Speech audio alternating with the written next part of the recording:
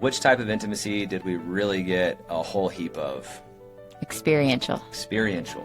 That one is extremely high on my list, right? And so getting for us the opportunity to really lean into that type of intimacy. And then the other one that we really got, I believe, was the creation intimacy. Like, what can we really co-create together and look back on or be involved in or be present in, even better than looking back, is being present in it, and feeling that connection between us growing deeper and deeper. And so with those two, we really got to level up our relationship and lean into something that, we can get experiential in Fort Collins, but how do we normally do that, right? Go salsa dancing, go for a hike, right? But a lot of these things we do. And so getting a completely blank slate for what experiential intimacy got to be for us was a huge intention of mine as well. Hello and welcome to Married and Magnetic, the place for entrepreneurial couples who want to stay happily married. In each episode, we have real conversations with ordinary couples doing extraordinary things, sharing achievements, everyday joys, challenges, and the mindset and tools that make love the greatest strategic edge. We are James and Angela Mitchell, a real-life married couple. She's a counselor, and he's a coach, parents to 3 kids, and co-founders of Love Intentionally. We've ridden the highs and lows of building businesses while working hard to stay happily married. We've lived it, done the work, got the t-shirt, and are here to help you do the same. This is Married and Magnetic, where love, business, and growth collide. Let's dive in, y'all. Hello, loves, and welcome to another episode of Married and Magnetic. We are your hosts, James and Angela Mitchell. We are Love Intentionally, and today we're really excited. This is a show with just the two of us, and we're going to be talking about part 1 of our year abroad. To know us is to know that we spent a year in Peru between summer 24 and summer 25, a little over a year. And the impact that it had on our lives was, as you can imagine, enormous. One of the things we hear a lot is, man, I wish I could do that, or how much courage it took to do that, or you're so brave. And we also want to make it a little bit more normal, because what we've heard is that a lot of people have a dream like this. A lot of people want to take their family abroad, want to learn Spanish, want to immerse in another culture, and to have that type of experience in their life takes a lot of intention, and it took us a lot of energy and focus, and I'm going to use even the word effort. And oh my gosh, was it worth it? Absolutely. Absolutely.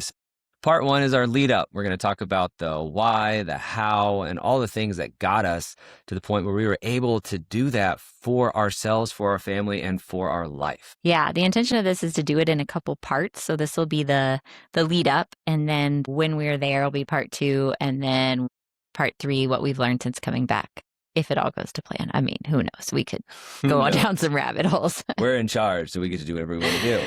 Awesome. So I love talking about this, and this felt like an easy way just to get it out there to more people who are curious and interested for themselves. So let's start kind of at the beginning. James and I start at the very beginning. Can you tell he grew up in a musical household? Definitely. Musicals. Anyway, so when we got, engaged, married sometime, long time ago, we had said, wouldn't it be cool to live abroad with our family? We both like to travel. We had both had experiences. He had been in New Zealand for a while in college. I had done a lot of traveling, all different parts of the world. This is like a passion of mine. So we had talked about wanting to have that experience with our kids of actually living somewhere. At that point, a couple of those kids were just hypothetical. And yeah, so that was in our intention early on. And then about 8 years before we actually moved to Peru, so circa 2016, it was the first time at our marriage retreat that it made the list. It actually got written down. As a goal. It went from a dream to a goal. Yeah. And so it got written in our notes at our marriage retreat that year as we wanted to move to Peru. We'll talk about why Peru in a minute, but at that point, James was in real estate. Very local, very hands-on, boots on the ground here in Fort Collins job. Hard to leave the country for a year with that one. Yep. I was a school counselor, also a very local job, right? Neither of us worked remote. It was before 2020. Like no one hardly worked remote then, right? Like Zoom wasn't even like a thing really then. So we had no idea how this was going to happen or how we were going to fund it, but it got written down because when we're dreaming, it's not the time or the place really to figure out the how yet. It was like, this is something we want to do. We're putting it out there, putting it on paper, putting it out into the universe. And then the cooperative components can start to come together. There's such magic and power in writing those goals down, which is why we do them every year at our marriage retreat. Yep. So why we chose Peru. So, well, why move abroad, I guess, first and foremost. A big part of that, I'm not sure for you, I'll let you answer for you, but for me was I had seen the value that I had experienced from traveling.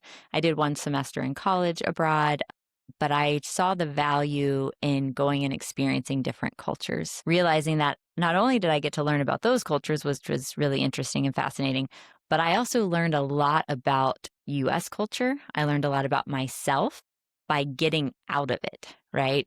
You don't know what's quote unquote normal until you've experienced something different, right? It's that whole like fish can't see the water it's swimming in. And so I realized that for me and my own development, that was such a valuable experience. And I really wanted to provide that for our kids. I think I agree, right? I wanted to provide that for our kids. And really, I wanted to provide that for myself.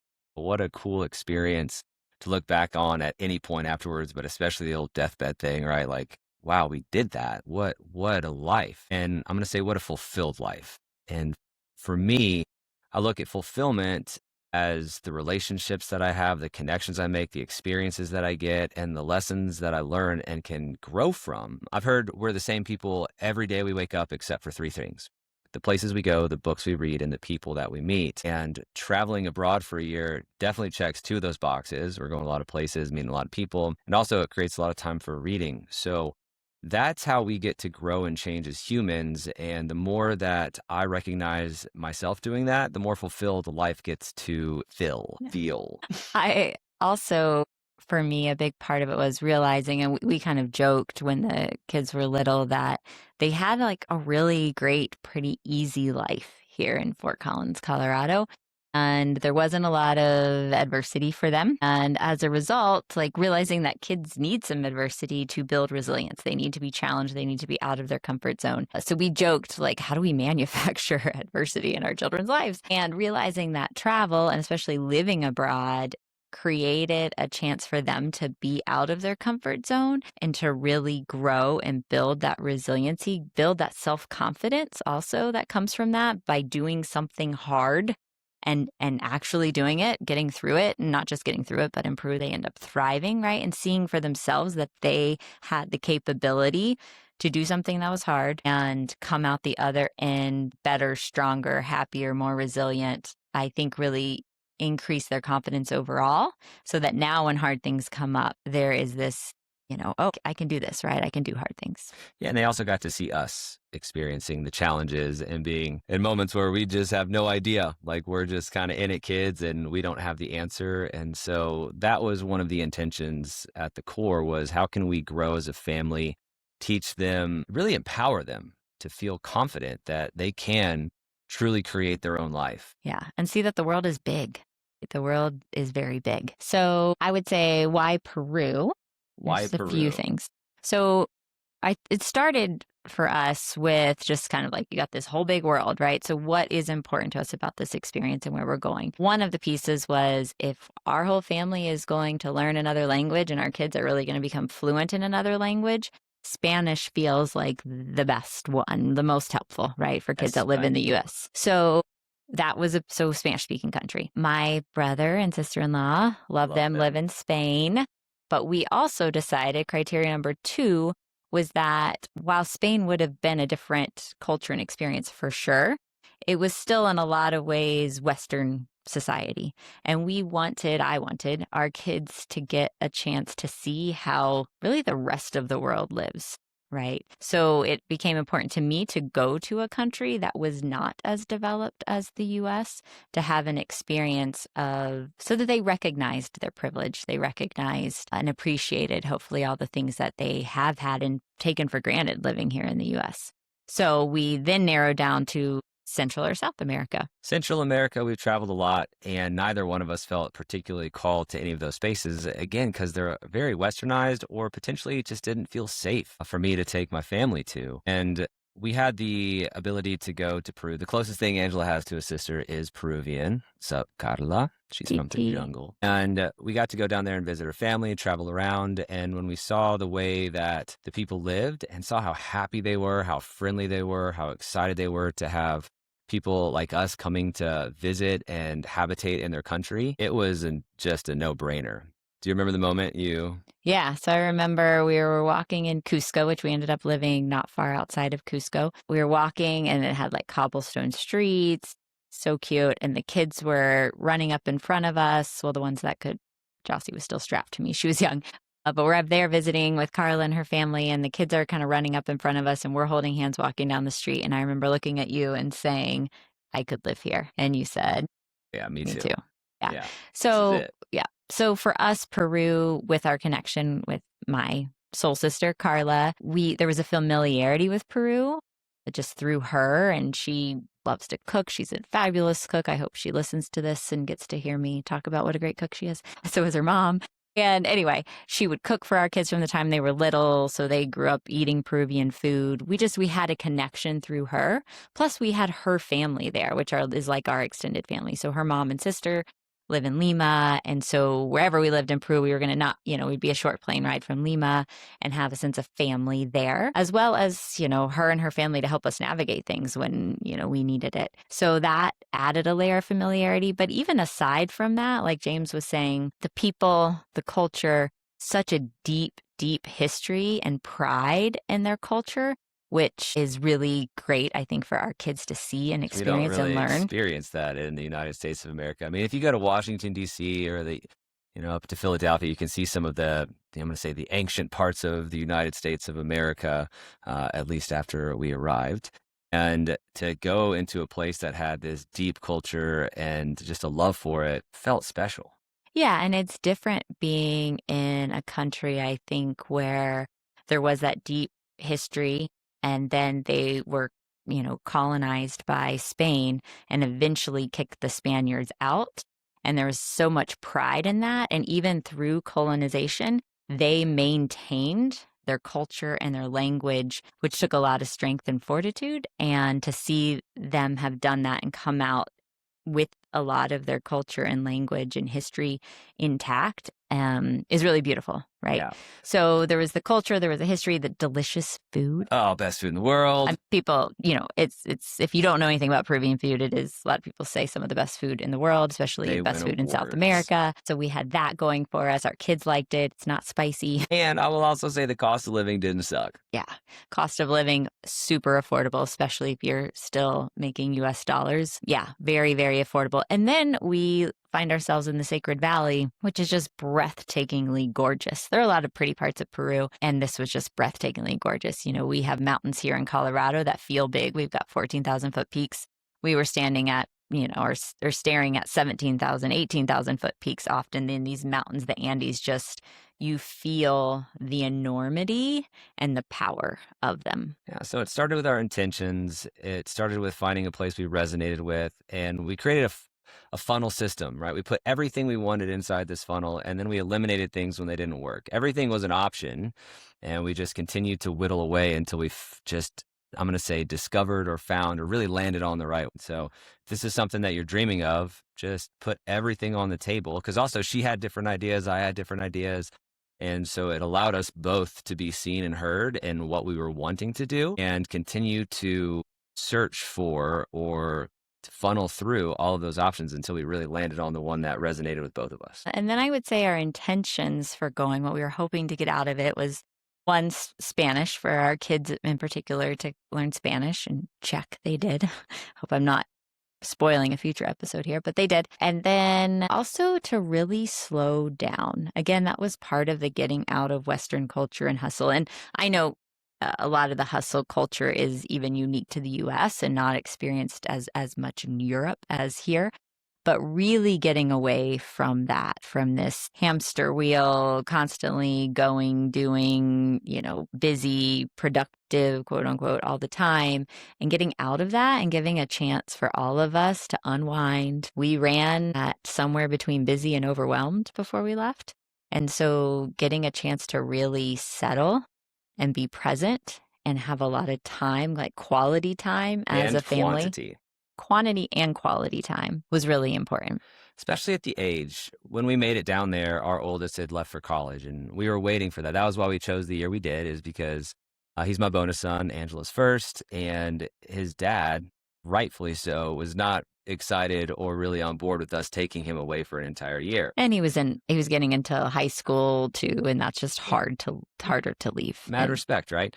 And so for me, part of the intention as well was to put a big old hug on my kids. I saw what happened when our oldest became a teenager, and rightfully so, he started finding his own community, building his own roots, and having his own relationships and his own friends, right, and his own life. Well, he had sports, and then he had academics, and then he had a girlfriend, usually off and on through high school, and he had friends, and so he was just busy. He wasn't around as much. So with our kids, our two bio daughters together being ages when we left 10 and 12. 9 and 12. 9 and 12, right? So missing, they spent 5th grade. No, 4th and 6th. There we go. Yeah. They spent 4th and 6th grade down there in Peru.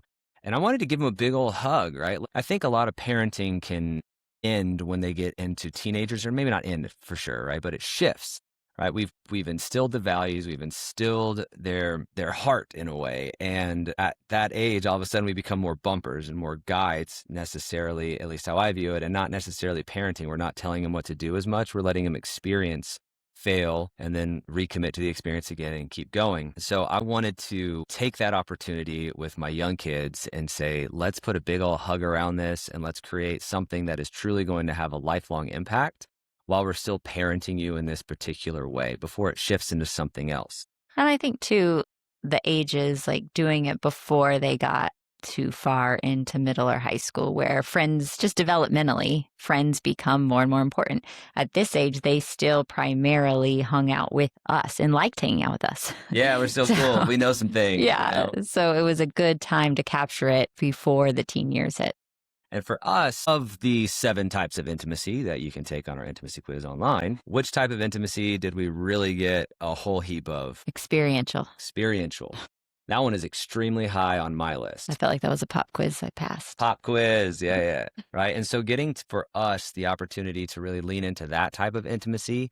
And then the other one that we really got, I believe, was the creation intimacy. Like, what can we really co-create together and look back on, or be involved in, or be present in? Even better than looking back is being present in it and feeling that connection between us growing deeper and deeper. And so with those two, we really got to level up our relationship and lean into something that, you know, we can get experiential in Fort Collins, but how do we normally do that? Yeah, right. I'm failing now this pop quiz. I didn't know that was going to be a pottery class, right? Go salsa dancing, go for a hike, right? But a lot of these things we do. And so getting a completely blank slate for what experiential intimacy got to be for us was a huge intention of mine as well. Yeah, and I think we got to have that as a family, right? We got to experience new things all together. And even, you know, Soren, he was taking a gap year and traveling. And so he got to come through a few times as well and spend a couple weeks with us. And so that was great, even when there'd be all 5 of us just trying new things together. We went surfing as a family, right? We were hiking big mountains as a family. We're not beach people typically. I mean, we like to visit the beach, but like we spent a whole month at the beach. It was awesome. We'll get into that in part 2. Yeah.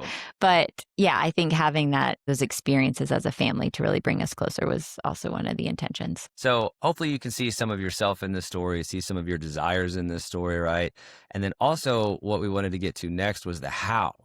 Because, right, the vision comes first and the how to follow. So we had this vision and we also had a whole lot of responsibilities, a whole lot of momentum in certain areas, a lot of plate spinning here. And we had to really, in order to do this, it was necessary to figure out how to switch that up. And this is where I think a lot of people can get stalled from going from the dream to the reality is, well, I got the vision, but the how-to is not super clear. And I will say one, thank you, Angela, because she's our spreadsheet one in the family. There's always one. And if it's not you, it's definitely the other. And if it's neither of you, like, God help you. But so how did we really do this? How did we go from local jobs and start to create everything that needed to happen and make everything that needed to happen come to fruition? Yeah. So I'd say big picture was, you know, we put it down 8 years prior after our first just visit to Peru that we wanted to move to Peru. We picked the timeline then based on the kids' ages, right? Based on the fact that we weren't ready at that point. And by the time we maybe could have been ready, Soren would be in high school and didn't want to do that, right? So we looked at, okay, when he graduates, the girls will be 9 and 12. Would miss 4th and 6th. That feels perfect for all 3 kids. So that was our process there on picking the place and the timing. And then, like I said in the beginning, it was, well, how are we going to do this? We have both very local jobs. And then as the years went on, we revisited it every year at our marriage retreat. And as the years went on, things just started to fall in place. And I think because we had put it out there, when things presented themselves, it was like, well, that would actually work really great for our year in Peru if we said yes to that, or if we said no to that, because that's not going to work. It kind of gave us a North Star, a vision, right, that we were working towards. And so our decision started to fall in line with that to really set up our life in that way. So James switched to coaching 2020 as his full-time job out of real estate. So, and then I started doing the Love Intentionally coaching as well, in addition to my school job. And so things just, 2020 actually in that regard helped us, where things started going online. We started being able to meet with clients over Zoom and started to slowly fall in place till the point of, by the time we left, I was just 2 days at the school, which I had to leave, sadly. But I also think it was time. And James was full-time coaching. Most of our, 3/4 of our time at work was spent online, or coaching people online. And that allowed for a smooth transition work-wise. And then comes the spreadsheet. So as we started to get closer, and if you are thinking about moving abroad, like seriously, I'm happy to share my spreadsheet with you. Just reach out. But what I did is I basically made a list of all the things I could think of, and James helped with brainstorming this list, all the things I could think of that we would need to do to leave our life here. Okay, because there's two sides of this. There's leaving the US life and having all of our ducks in a row here, and then creating the life in Peru. Okay, so the leaving here was what are we going to do with our house? For us, we decided to rent it furnished. We did a month-to-month rental because that's what our neighborhood area allowed. And we decided to leave the big furniture, do it kind of Airbnb style, and just clear out all of our personal belongings. That involved a lot more work than I actually thought it was going to. How many years were in that house? We were in that house at 9 years at that point. So there was a lot of accumulated stuff, which now I'm so glad we had that experience, because we cleaned out every closet, every 17 drawer. truckloads to so much Ark to and Goodwill. places, Yes. yeah. But it did give us a reason to really purge a lot of stuff, which it was funny because then coming back after living in South America for a year, we didn't feel like we needed all the stuff that we had previously thought we needed. And so it was kind of almost a prep for living with less. And what we did is like, all right, in January, we're going to work on the closets. And in February, we're going to work on the basement. And in March, right? And so it gave us a bit of a cadence that we could follow. So it didn't all of a sudden become this like, oh shit, like we're leaving soon. Like we got to do all these things. And so those small, steady bites created a lot of ease, right? And also created a lot of work. And, right, we knew the juice was worth the squeeze. This is what we wanted to do. And so it didn't feel like work. It just felt like part of the process. Yeah. So everything on the spreadsheet, I assigned a month to it. And we would look at that at our weekly meeting and go, okay, and we started about 6 months out to break up those tasks. So this is when the rubber really started to hit the road. We're like, all right, we're 6 months out from this thing. And there was other things that we started a year in advance, like starting to search for a property manager for our investment properties. Yeah. So we assigned a month to everything so that the work was spread out. Because there's some things you just can't do until right before. But there are some things like cleaning out closets that we could do ahead of time. Get your passports. Yeah. Make sure our passports are in line. Anything that we could do in advance. And so that's why I strategically assigned months to everything on the to-do list. So things to think about when you're leaving the U.S. life behind is, what things are you keeping? Like the house. We had a dog. We needed to find someone to watch our dog while we were gone. She was not and still is not made for Peru. No, she's not Peruvian dog. She's very, well, first of all, she's like 90 pounds, so very hard to get her there. Yeah. And she's not great with other dogs, which complicates things when there's dogs running all over the streets. So we had to figure out what to do with that. And then like even our bills, what bills are we going to still need and want to maintain? Like we wanted to keep our life insurance even though we were out of the country. But what about health insurance? Yeah, but we don't need our car insurance because we're not going to be driving a car here. What are we going to do with our cars? We ended up selling one, keeping the other. So just kind of figuring out what to do with all the U.S. stuff while we're gone. Are we putting our stuff in storage? What are we doing with that? So that was a big piece of it. And then it was the figuring out what to do when we get there. So some of those big things to think about, and again, happy to share my spreadsheet, but are, what are we going to do? How are we going to get money to another country? That was a big one, is what's the easiest way without paying tons of fees to get money? And there are ways. There are some banks we found that don't charge international ATM fees. So we set up an account at that bank so we could easily get money out of an ATM without... That one's Charles Schwab. Yeah, Charles Schwab doesn't charge international fees at ATMs. Well, you get reimbursed for it is what they do.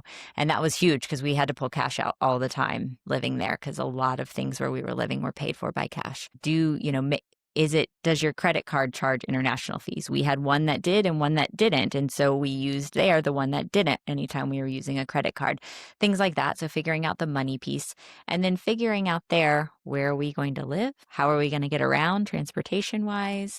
What school are kids go to? So for that, we ended up, and I would highly recommend this if you are able, James and I alone did a scouting trip. We went for about 10 days and figured out and it was about 6 months before the move, figured out the stuff on that side. We found a house we wanted to live in.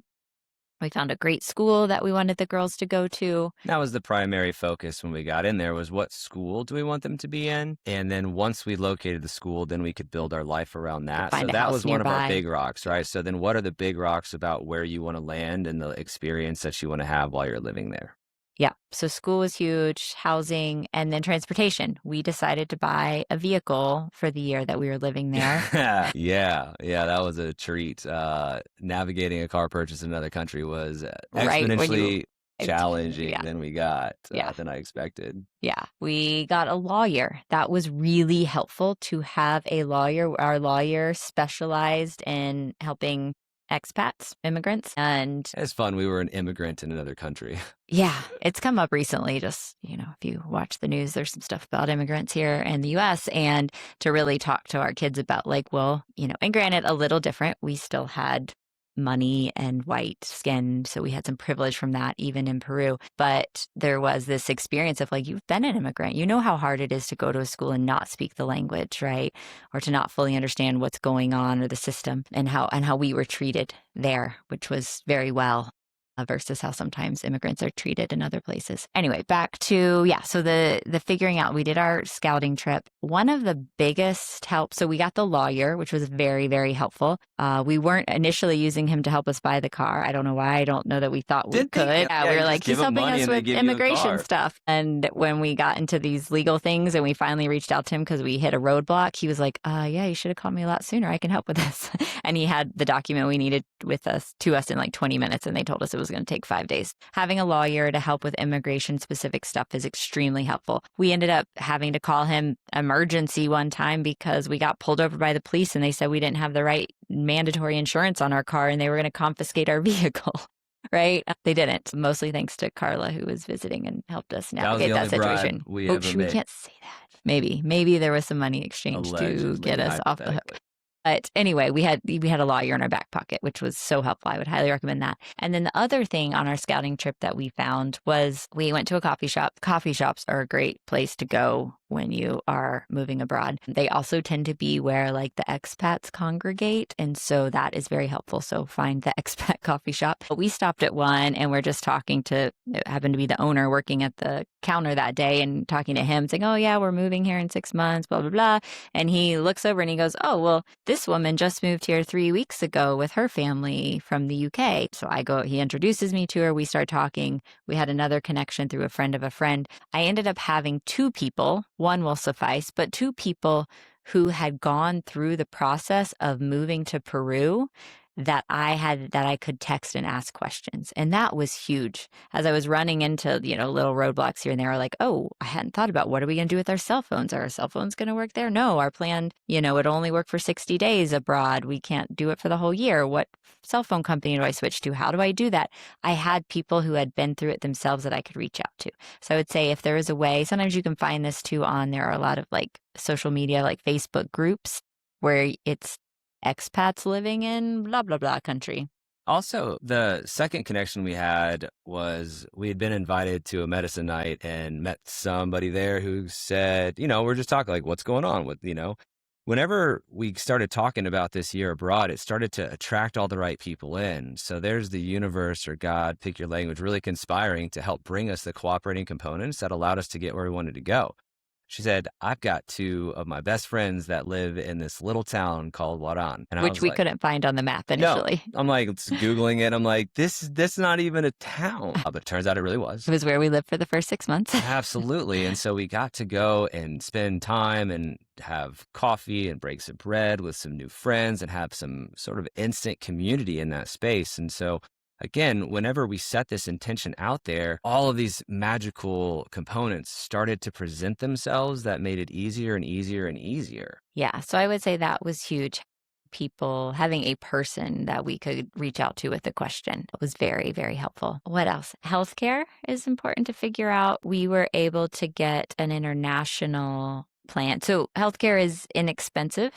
Most other parts, pretty much everywhere else in the world, because there is usually some sort of government subsidy to it. So healthcare itself was not expensive if you need to go to the doctor. Us, just because we're from the US and we're used to having lots of insurance, we did get an international insurance plan.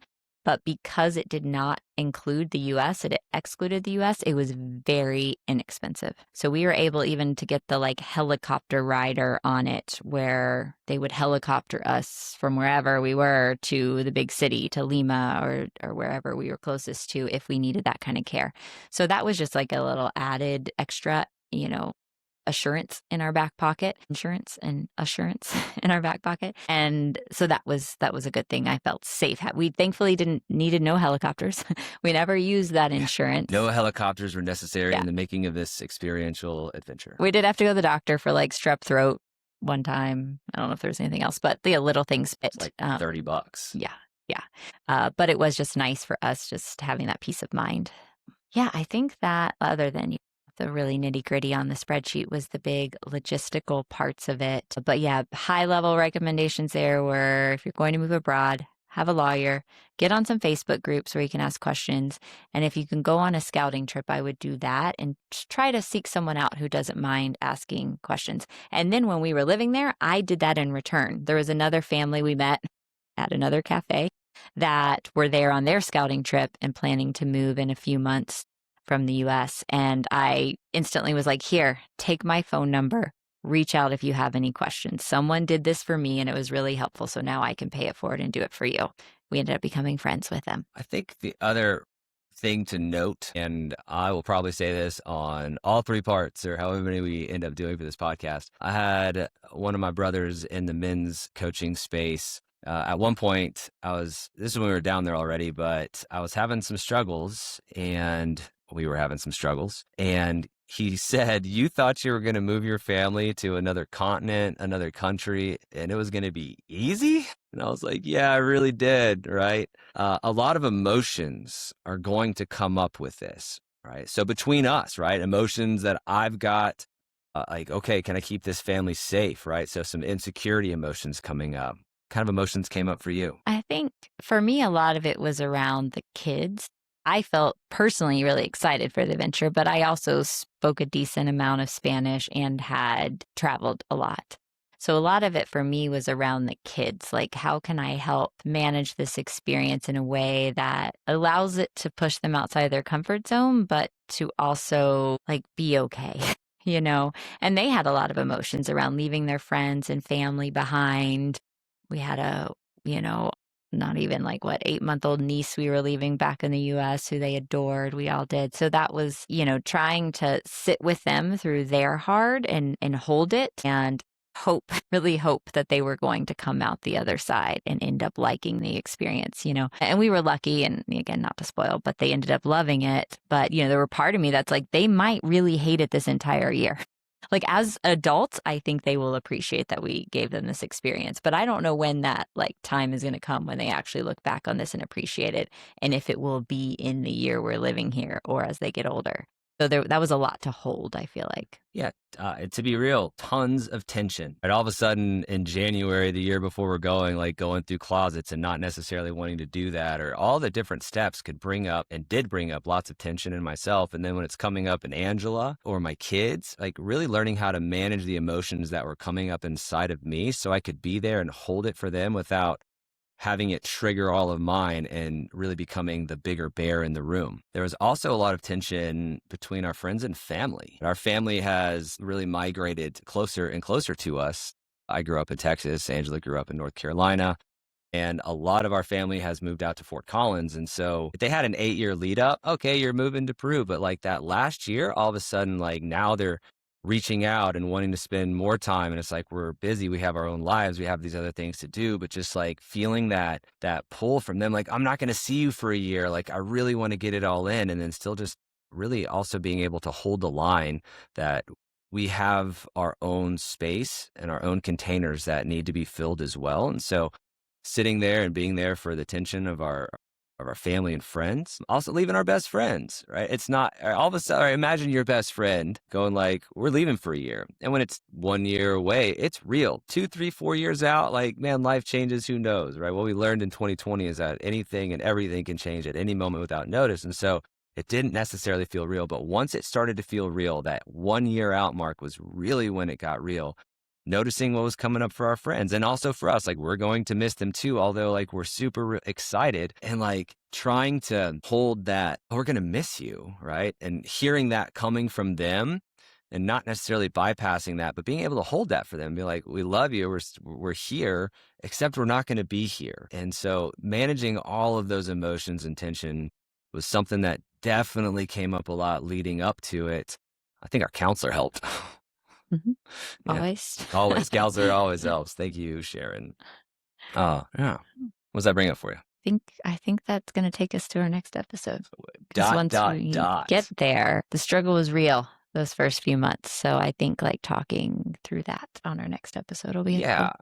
Even though we're experiencing the most amazing thing in the world, being able to fully receive it and stay present in it can be challenging. And so the lead up definitely set the tone. So the energy that we start something with is going to be the energy that sustains us through it. And so we definitely spent a lot of time, Angela and I, just making sure that year leading up to it to connect and to make sure that we were doing as best as possible to be on the same page. And, turns out no matter how much energy and intention, and even as the experts in this field, like, we definitely got a lot of lessons that we saw some coming and some of them we didn't. So that's the who, the what, the when, the where, the why, the how.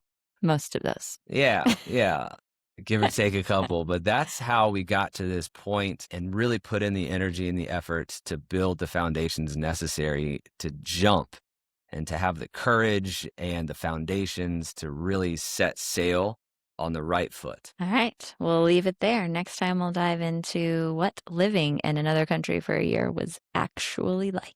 The good, the bad, and the ugly, and the beautiful. Yeah.